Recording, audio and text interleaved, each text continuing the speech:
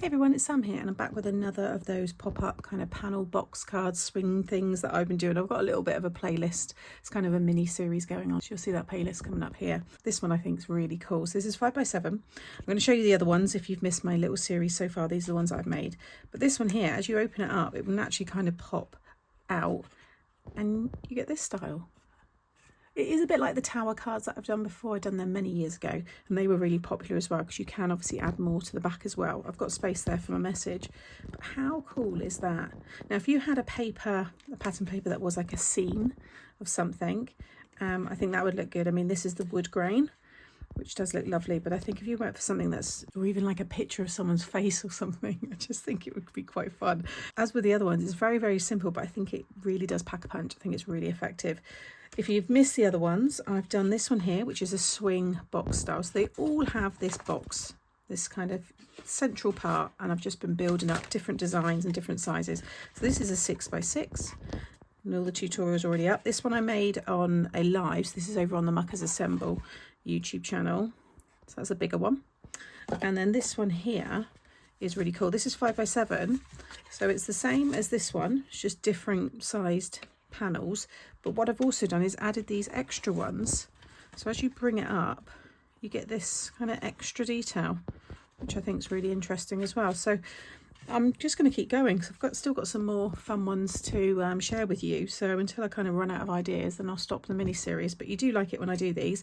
So this one you can easily adapt to any of these sizes here. So if you just want the box size for say this size, but you want to create that effect, then just look at that video and so on. So let's get started. Okay, so for this one I'm using the Bouquet Builder set, and that's what I've used to create that lovely little spray of flowers there. And then the Merry Christmas sentiment is from an old sentiment set, Christmas Fun. They're all these long thin sentiments. They're great for this kind of style. Okay, so you'll want a piece of 6.5x7 cardstock, and along that 6.5 side you're going to score at 1.5, 3, 4.5 and 6. And then you want your pattern paper piece, which I've already stuck onto my cardstock. Now the pattern paper is from this one here. So this is my Would You Believe It set, and I've gone for the live. I've got the bark one there for this one, and then that one is using this one here with the wood slice. So I've already stuck them together. Both pieces are 5x7. Then you want to cut them down. So I'm just going to grab my trimmer. Now you don't have to cut them so you have, it'd be 7 strips of 1x5. So I cut every 1 inch. Now if you've got a really patterned piece, you want to make sure they're all in order. Yours might just be just a normal, you know, repeat pattern, or just a plain paper, plain card, then it won't matter. But I'm going to make sure I keep mine in the order that I cut them. So every 1 inch, you might want to just do 3, divide it into 3s, do 4 thicker panels. It's entirely up to you. But just keep cutting at every 1 inch, and then you'll have 7 strips. Okay, that's those all in order. I don't need this anymore. And then we can take this one. You want to fold and burnish all of the score lines. And I'm going to use my quick grab glue and just run that down that 1/2 inch tab. Now, like all of the others, I like to have the join facing me so that when the card's displayed, you don't see any of the joins. So make sure you've got the join facing you, and then just fold it down like so. And then I'm just going to turn those. And then starting from the top, it's up to you which side you start on. So you might want to stick to the left or stick to the right. I'm going to stick to the left. And you'll have an overhang of 1 inch on each side. Okay, so I'm just going to add a little glue just on that top left. And I'm just going to use my grid here, just find a line just to keep everything nice and straight. And I'm just going to sit that one down. Once you get the first one down, then you just use that then as a guide for all the others. So you want to make sure this one's right. 1 inch, 1 inch. I'm happy with that. Okay, so your first one you stuck to the left. So the next one, just add a little glue to the right. And take that one and then just butt it right up. So especially if it's a scene, a really kind of detailed image, you want to make sure that you get this butted right up. Then the next one on the left, and then the right, and just keep repeating that until you've stuck them all down. Okay, I've got a little bit left there. I can easily just trim that off. And then the fun part, once you're happy, that's all stuck down, is just pull the box open and it will all pop out. How cool. It's so fun. I mean, you could maybe have it that way. It's reminding me of something now.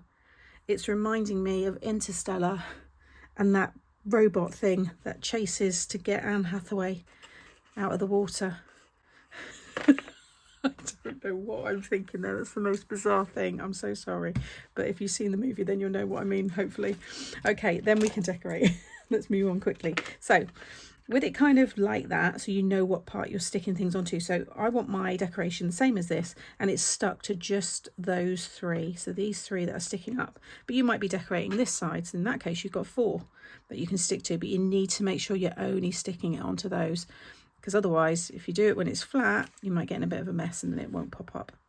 So I'm going to follow that one, get that all stuck down. I've got this piece to go on the back, which is 1 1/4 by 6 3/4. You can cut 2 if you want, and then I'll be able to write my message that way. But you might also want to have more of this pop up on this side as well, so you can keep it wrapping around. It's up to you.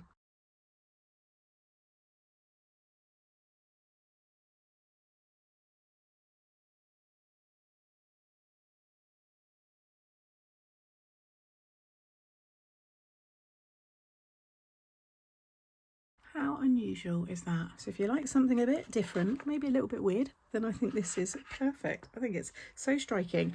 I think it would be great for masculine makes as well. You could angle the edges there. Again, I've got lots of ideas, so this mini series might go on a little bit more than the usual kind of 6 cards that I tend to add to these, because yeah, I've got another fun idea with this kind of similar amount of panels. So like I said, little recap, that's your 7 by 7 version. You've got your big 8 by 6, you've got your 6 by 6 swing version there, and then you've got this little unusual one there as well. I think they're really fun, and I'm really getting ahead with my Christmas cards. I've got plenty now, so yeah, lots of fun. I'm going to probably do a couple of autumn Halloween ones next as well, so there's something to suit the season that we're going into now. So as always, thank you for watching today. You can find the playlist coming up again now. All of the links to the products that I use in this mini series will be linked in the description box below the video. Give me a thumbs up if you've enjoyed today, and make sure you subscribe so you don't miss out on any future videos, and drop me a comment too, because I do enjoy reading them. Take care, and I'll see you in the next one.